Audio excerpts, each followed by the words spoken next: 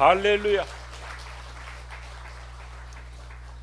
우리 할렐루야 성가대는 참 우리 부모님들이 재료가 변변치 않은데도 항상 식탁을 풍성하게 하시는 것처럼 우리 할렐루야 성가대는 정말 늘 찬양을 하는데도 최선을 다해서 풍성한 찬양의 열매를 이렇게 아름답게 맺는 것 같습니다. 위에서 계속 기도해 주시고 격려해 주시고 칭찬해 주시고 할렐루야. 우리 하나님께 영광의 박수 그리고 우리 수고의 박수를 한번.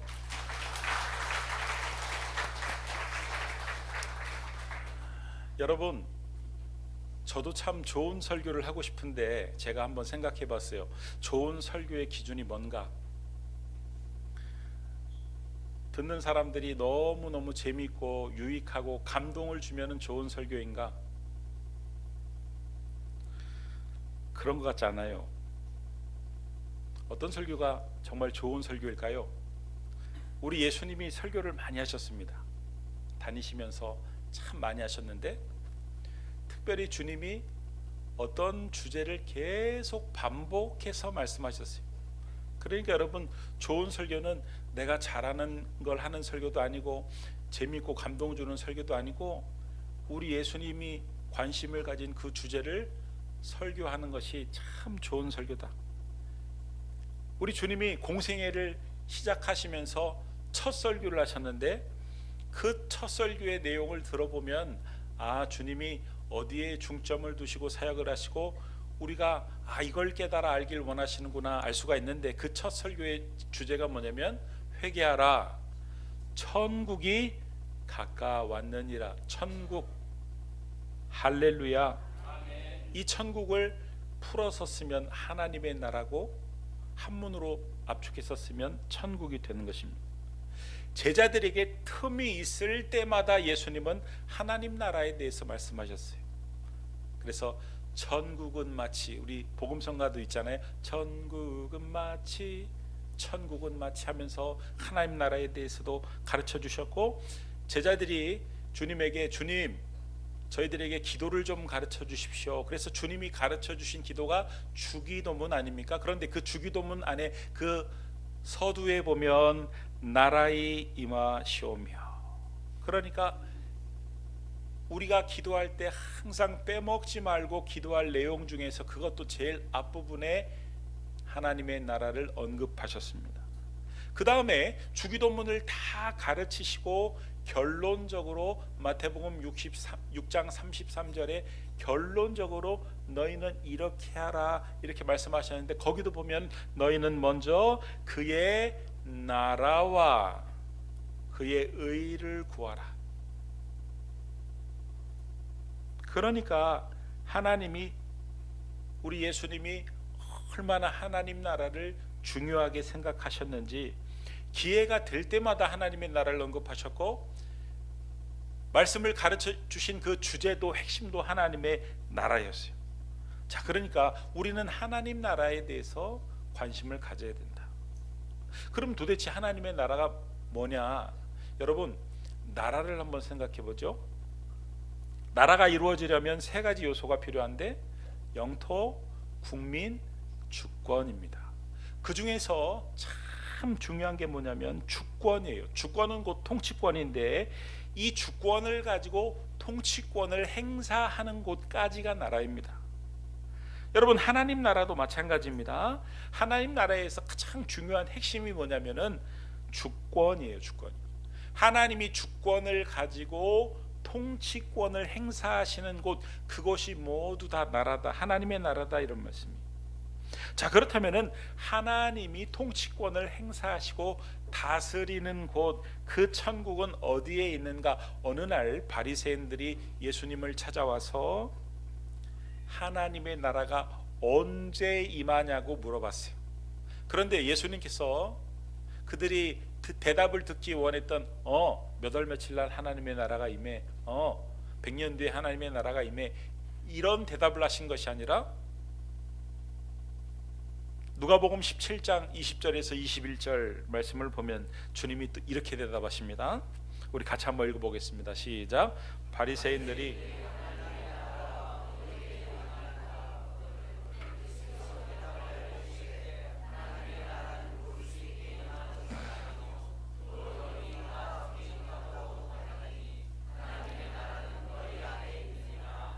아멘. 하나님의 나라는 너희가 생각하는 것처럼 막 볼 수 있게 어느 때에 막 임하는 것이 아니라 너희 안에 있느니라. 우리의 마음 속에 있다는 거예요. 그러니까 하나님의 나라는 현재 지금 네가 네 마음 속에서 누릴 수 있는 나라다, 이렇게 말씀하신 것이죠. 도대체 이게 무슨 의미인가? 그러니까 여러분, 우리가 예수를 믿는 순간 성령 하나님께서 우리 안에 들어오십니다. 아멘입니까? 그리고 영원토록 떠나지 않으십니다. 내 안에 계신 성령님이 나를 다스리느냐, 아니면 내가 그 성령 하나님의 다스림을 거부하느냐. 여러분의 마음이 하나님의 다스림, 통치를 받기 시작하면 여러분의 마음이 천국이 이루어진다는 것입니다. 여러분, 헷갈리지 말아야 될 것은 천국은 두 가지 개념이에요. 첫 번째 개념은 사람이 죽어서 가는 완전한 영원한 천국. 두 번째 천국은 살아서 지금 내 마음에 이루어지는 천국. 천국의 개념이 아까 뭐라 그랬어요? 하나님이 다스리는 곳이 천국이라고 말씀드렸습니다. 그러니까 여러분, 하나님이 내 마음을 나와 동행하시면서 다스려 주시면 그 어느 곳이나 천국이 되는 것이다. 할렐루야, 찬양하세. 내 모든 죄 사함 받고 주 예수와 동행하니 그 어디나 하늘나라. 할렐루야. 주님이 동행하시고 주님이 다스리는 그곳이 하늘나라 천국이라는 거예요. 주님이 내 안에 들어오셔서 내 마음을 다스리는 그 순간 내 마음이 천국이 된다, 이런 말씀이에요. 그런데 여러분, 우리는요, 다스림을 받는 걸 참 싫어합니다. 간섭받는 거 참 싫어해요. 하나님 없이 내 마음대로 살고 싶어 합니다. 여러분, 이것이 죄성이죠. 우리 안에 이 죄의 뿌리가, 죄성이 얼마나 깊은지요, 어린 아이들만 봐도 알 수 있습니다. 태어나서 이건 몇 개월 살지 않았는데 한 1, 2년 겨우 살았을까요? 그런데도요, 간섭받는 거를, 다스리는 걸 싫어해요. 밥 먹을 때도 보면요, 꼭 자기가 숟가락을 쥐고 막 반은 흘리고 반은 집어넣고, 그런데도 꼭 자기가 먹겠죠. 자기가 막 마트 이런 데도 가보면 막 애들이 막 때를 막 쓰고 막 보셨죠? 그래가지고 어떤 엄마가 막 화가 나가지고 막 때리면서, 이놈 새끼 이렇게 때를 쓰면 엄마가 어떻게 한다고 그랬어? 그러면 죽여버린다고 그랬어요. 여러분, 왜 사람들이 힘을 갖고 싶어 합니까? 왜 사람들이 돈을 벌고 싶어 합니까? 다른 게 아닙니다. 자기 마음대로 하고 싶어서, 자기 뜻대로 하고 싶어서, 내 마음대로 살고 싶어서. 그래서 여러분, 이 세상의 문화 안으로 깊숙이 들어가면 하나님에 대한 반역의 문화가 있습니다. 아버지의 품을 떠나 살았던 그 탕자의 문화, 탕자의 속성과 기질이 세상의 문화에 고스란히 녹아 있습니다. 뭐라고 세상의 메시지를 이야기합니까? 네가 하고 싶은 대로 살아, 네가 원하는 삶을 살아라, 네가 왕이다, 네가 신이다. 여러분, 이 세상을 지배하는 모든 문학과 대중의 메시지들이 다 그러합니다. 영화나 광고, 드라마, 광고의 카피들을 보면 핵심적인 주제가 네 마음껏 네 하고 싶은 대로 살아라, 네가 왕이다, 네가 신이다. 심지어는요, 거꾸로 너를 즐겁게 해주는 건 신이다, 너를 즐겁게만 해주면 다 신이다. 그래가지고 일개 개그맨한테도 뭐 예를 들어가지고 유재석 그러면은 그냥 유재석인데 유느님, 아니 세상에 치킨이 너무너무 자기를 즐겁게 해준다고 치느님. 그러나 여러분, 아닙니다.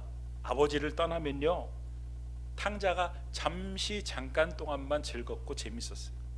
아버지를 떠나면 잠깐 동안은 즐겁고 좋을 수 있지만 탕자처럼 결말은 항상 비참하게 끝나는 것이다. 여러분 꼭 명심해야 됩니다.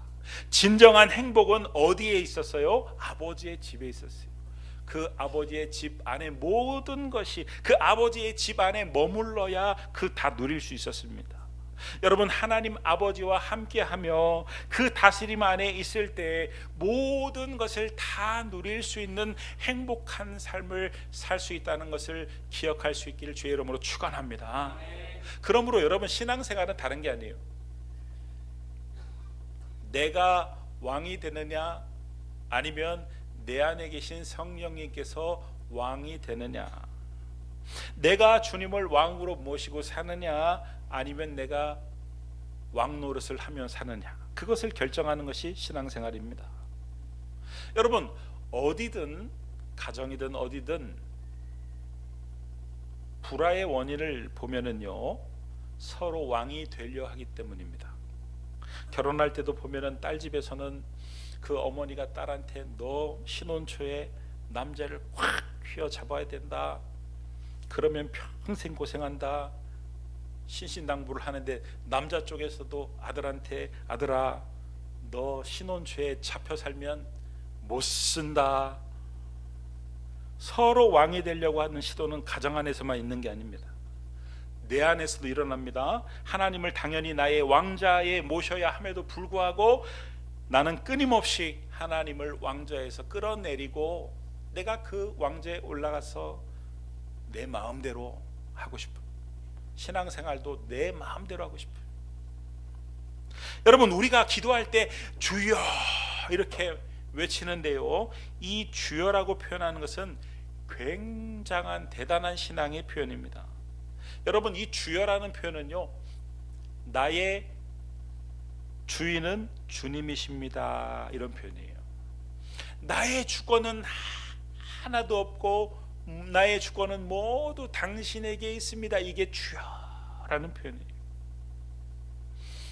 나의 모든 권리는 당신 것입니다 라는 것이 주여라는 표현입니다. 여러분 신앙생활은 두 가지를 동시에 인정해야 됩니다. 하나는 뭐냐면 예수님이 나의 구원자라는 사실과 두 번째는 예수님이 나의 주인이라는 사실을 인정을 해야 됩니다.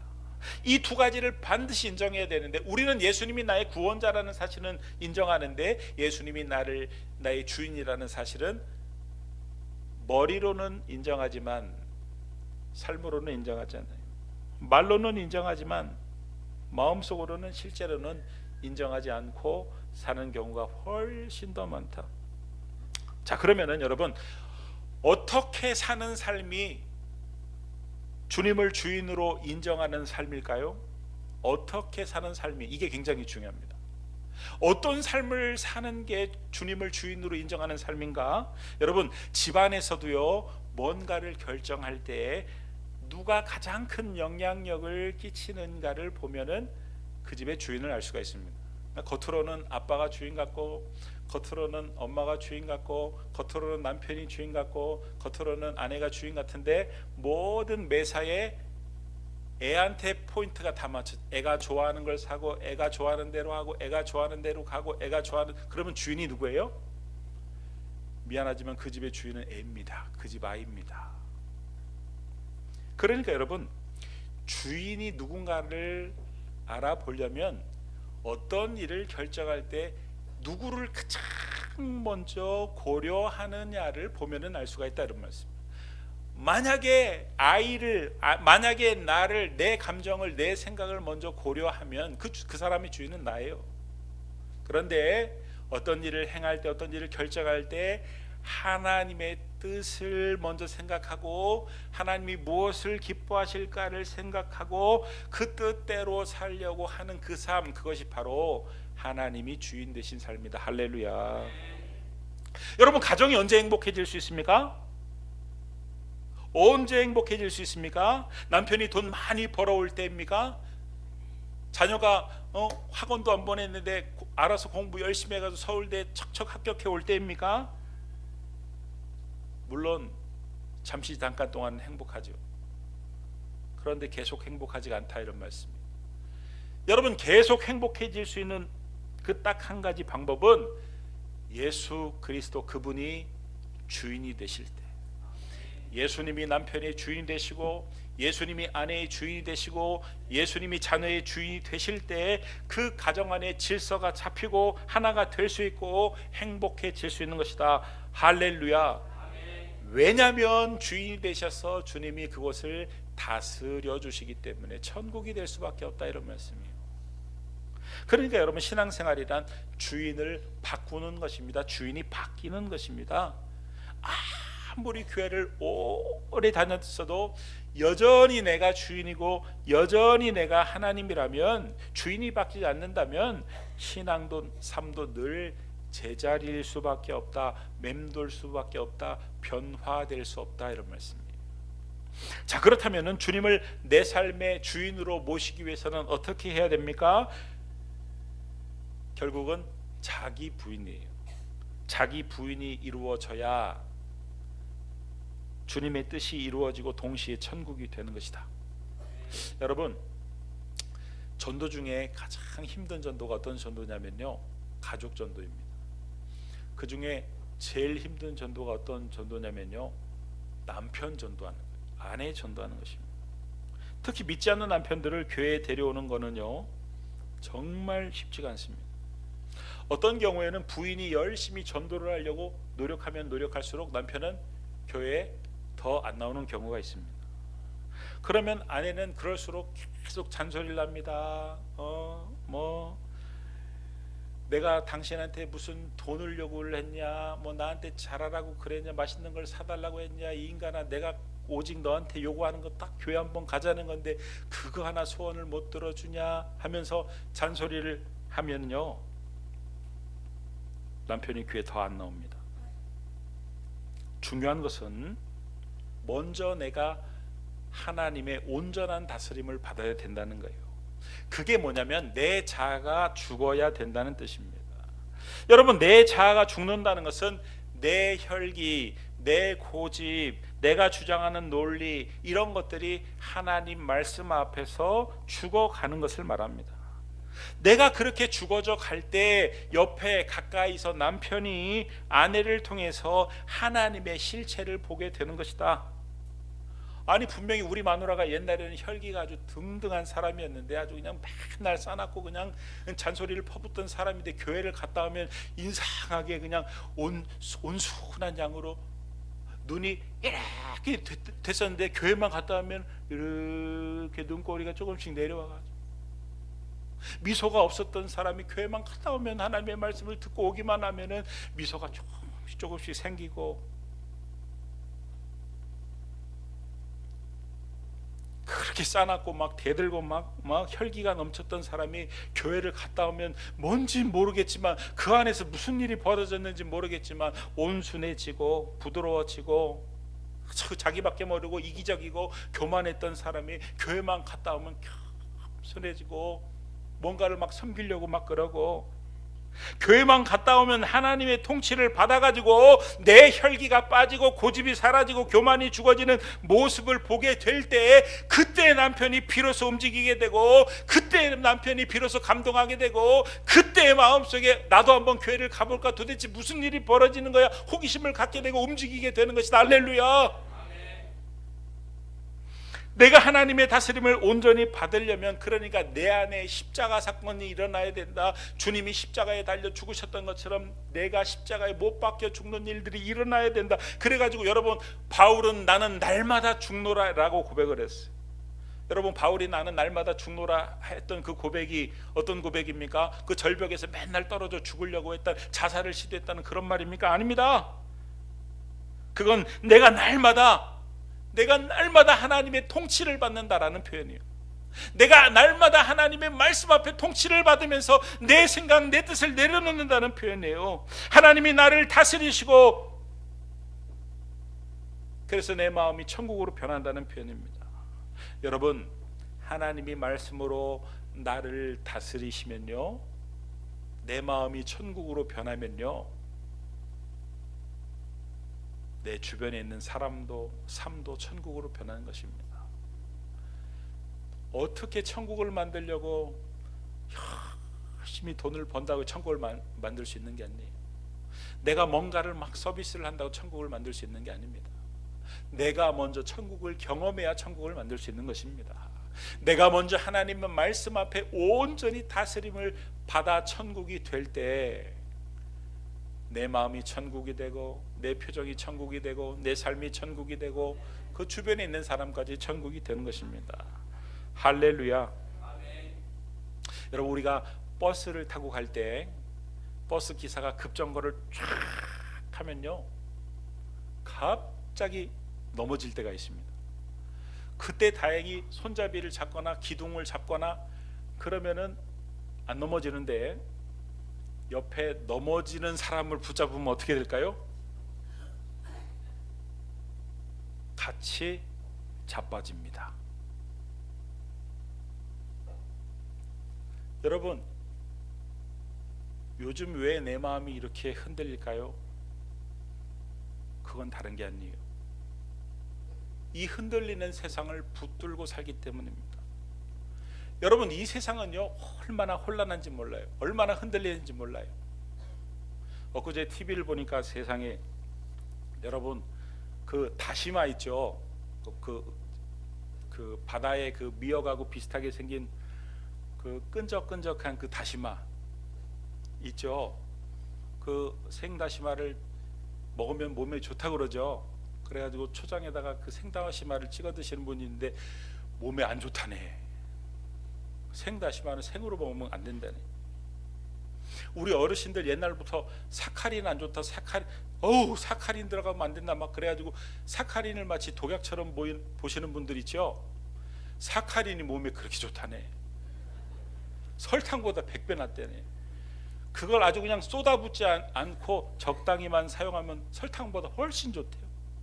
저는요, 옛날에 누군가한테 배웠는지 모르지만 보글보글 국이 끓으면은 그 거품은 걷어내야 된다, 그래야 몸에 좋다라고 배워가지고 뭐 감자탕 집에 가서 무슨 탕 집에 가가지고 막 뭐가 끓으면요, 국자로 그 거품을 다 걷어가지고 이렇게 그러고 먹었는데, 세상에 엊그제 보니까 그 거품이 그렇게 좋은 거라네.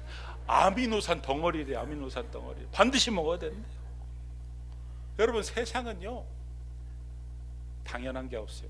변하지 않는 게 없어요. 다 흔들립니다. 다 흔들립니다. 우리는 누군가가 탁 나서가지고 이 혼란을 좀 잠재워 줄 수 있으면 좋겠다. 그래가지고 자기는 못 되니까 어떤 지도자가 나와가지고 참 이렇게 나라를 좀 올바르게 붙잡아줬으면 좋겠다. 그러면 내 삶이 흔들리지 않을 것 같다. 그래가지고 우리는 굉장한 기대를 하면서, 대통령 선거할 때도 마찬가지. 그래가지고 대통령을 처음 뽑을 때는요, 얼마나 사람들이 열광을 하는지 몰라요. 그래가지고 이 사람만 있으면 우리나라가 잘 될 것 같고 내 삶이 안정될 것 같고, 그런데 얼마 안 돼가지고는요 안티로 변합니다. 지지율이요 70%, 80%막 90%까지 갔다가 시간이 지나면 지날수록 70%에서 60%, 60%, 50%, 40%막 내려가요. 한두 번이 아니에요. 여러분, 그래서 제가 대통령에 출마 안 하는 이유가 그거예요. 앞으로도 저는 대통령에 출마 안 할 거라고 약속드립니다. 뭘 하면은 이 세상이 좋아질까요? 교육을 제도를 개선하면, 교육을 강화하면 세상이 좋아질까요? 과학이 지금보다 발전이 되면은, 경제가 호황을 누리면은 여러분 내 삶이 흔들리지 않을 것 같습니까? 지금보다 국민 소득이 4만 달러, 5만 달러가 되면 내 삶이 흔들리지 않을 것 같습니까? 더 좋은 세상이 될 것 같습니까? 아니에요. 사람들이 겉으로 보기에는 정말 평안해 보이지만 안으로 들어가면 누구나 다 모두 고통 가운데 있고 탄식 가운데 있어요. 문제가 없는 사람은 아무도 없습니다.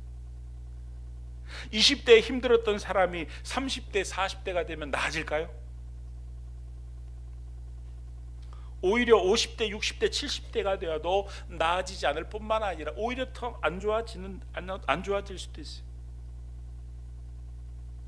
여러분, 세상이 이런 곳입니다. 그런데 그 흔들리는, 그 불완전한 세상에 소망을 두고 사니까 흔들릴 수밖에 없고 불완전해질 수밖에 없는 거예요. 여러분, 이 세상은요 우리가 영원히 머물 곳이 아니에요. 잠시 머물 곳입니다. 우리는 이 땅의 나그네요. 이 땅에서의 삶은 소풍입니다. 우리가 머무는 곳은요 펜션, 우리의 집은 펜션입니다. 여러분, 펜션을 놀러 갔는데 보니까 이 TV도 낡고 에어컨도 낡고 냉장고도 낡고 벽지도 아주 낡고, 에휴 다 바꾸자. 바꾸는 사람이 있어요? 불편해도 어떡한다? 참는다. 불편해도 참으면서 뭐라고 생각합니까? 이제 곧 집에 갈 텐데 뭐.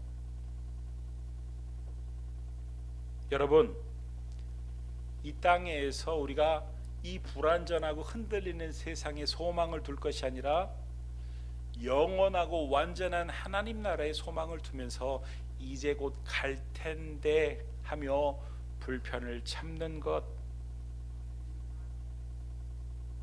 고통을 참는 것. 우리는 자꾸 이 땅에서의 완전함을 꿈꿔요. 예수님의 제자들도 마찬가지였습니다. 세상 나라를 꿈꿨습니다. 예수님을 로마의 속박으로부터 구원해 줄 세상적인 메시아, 왕이 돼서 자기들에게 한 자리를 줄 알았습니다. 그러나 주님은요 시종일관 하나님 나라를 말씀하셨고 하나님 나라를 전파하셨고 하나님 나라를 바라보셨습니다. 여러분, 이 세상은 추락하는 비행기와 같습니다. 비행기가 지금 추락을 하고 있는데 좀 더 돈이 많은 것이, 좀 더 잘 먹고 잘 사는 것이, 좀 더 날씬한 것이, 좀 이쁜 것이, 좀 더 유명하고 좀 더 배우는 것이, 그게 뭔 의미가 있고 뭔 소용이 있습니까? 추락하는 비행기에서는요 딱 한 가지 할 일이 있어요. 그게 뭐냐면 이 비행기에 미련을 두지 말고 탈출을 해야 된다는 생각이에요. 탈출할 준비를 해야 된다는 생각. 여러분, 우리에게는 돌아갈 본향이 있습니다. 영원한 하나님의 나라. 그러므로 이 세상에 소망을 두고 이 세상 따라 흔들리고 이 세상 이 불완전함을 따라 불완전한 삶을 살지 말고 이 세상의 문제가, 이 세상에 살면서 문제가 풀리면 얼굴이 환해지고 어려워지면 한숨을 쉬고 이런 것을 반복하면 안 되고, 우리의 시선은 언제나 하나님의 나라, 영원한 천국에 고정이 되어 있고 그 나라를 바라보고 그 나라를 소망하고 그 나라를 가기 위한 삶, 탈출하기 준비하는 삶이 되어야 돼요. 그래야 내 마음속을 천국으로 바꿀 수 있다, 이런 말씀이에요. 할렐루야. 1957년 노벨상을 받은 두 사람이 있었습니다. 한 사람은 노벨 평화상을 받았는데 슈바이처였어요. 한 사람은 노벨 문학상을 받았는데 까미라는 사람이었어요. 그 당시에 10만 달러는 대단한 상금인데, 지금도 10만 달러는 큰 금액인데 1957년도니까 얼마나 큰 금액입니까? 상금을 동시에 받았는데 이 까미는 그 돈을 받자마자 최고급 별장을 사고 최고급 자동차를 샀어요. 그런데 1960년 1월 4일 날 그 고급 승용차를 타고 별장을 가다가 교통사고가 나서 죽고 말았어요. 슈바이처는 그 돈을 가지고서 저 아프리카 랑바레네라는 곳에 가서 병원을 지었어요. 그리고 그 병원에서 원주민들을 치료하며 예수님의 사랑을 전하며 복음을 전하기에 힘썼어요. 어떻게 하면 이 땅에서 내가 잘 먹고 잘 살 것인가, 그것이 까미의 관심사였다면 슈바이처의 관심은 어떻게 하면 내가 하나님을 기쁘시게 해드릴까, 그것이 그의 초점이고 그의 관심사였어요. 까미의 별장은 지금 누구의 소유인지도 모르고 그 차는 어떻게 됐는지 아무도 모릅니다. 그런데 슈바이처의 그 병원은 지금도 여전히 생명을 살리고 있고 여전히 주님의 복음을 전하는 복음의 전초 기지 역할을 하고 있습니다. 우리가 무엇을 바라보고 어떤 삶을 사는가에 따라서 우리의 마음이 천국이 될 수도 있고 우리의 마음이 지옥이 될 수도 있는 것입니다. 이 땅에 소망을 두고 나만을 위한 삶, 내가 벌고 내가 가진 것을 하루하루 갉아먹는, 생명을 갉아먹는 삶을 사는 것이 아니라 천국을 소망하고 하나님 나라를 바라보며 내 마음대로 내 뜻대로 사는 것이 아니라 하나님의 말씀 앞에서 날마다 나의 그 못난 자아가 다스려지며 죽어가며, 그래서 내 안에 하나님의 통치가 일어나며, 그래서 내 마음이 천국으로 변하며, 달라진 나를 보고 옆에 있는 사람들이 같이 천국으로 변하는, 내 삶도 내 마음도 내 삶도 모두 다 천국으로 변하는 그런 귀한 삶을 살 수 있게 되기를, 그런 우리 교회와 우리 성도님들이 다 될 수 있기를 예수님의 이름으로 축원합니다. 부자가 먼저가 아닙니다. 성공이 먼저가 아닙니다. 천국이 먼저입니다. 천국이 먼저면요, 하나님이 다스려 주시면요, 내 마음이 천국이 되면 부도 따라오고 성공도 따라오고 믿음도 따라오고 모든 것이 다 따라오는 것입니다. 우선순위를 분명히 할 수 있게 되기를 바랍니다. 여러분의 마음이 먼저 천국으로 변할 수 있게 되기를 바랍니다. 그래서 여러분의 마음이 천국이 되어서 주변에 천국을 확장시키는, 하나님을 참으로 이 마지막 시대에 기쁘시게 하는 그런 모든 성도님들이 다 될 수 있기를 주님의 이름으로 축원합니다. 축원합니다. 축원합니다. 기도하겠습니다. 하나님, 우리의 마음이 먼저 천국이 되게 하여 주옵소서. 천국을 바라보며 소망하며 살게 하여 주시옵소서. 예수님의 이름으로 기도드립니다. 아멘.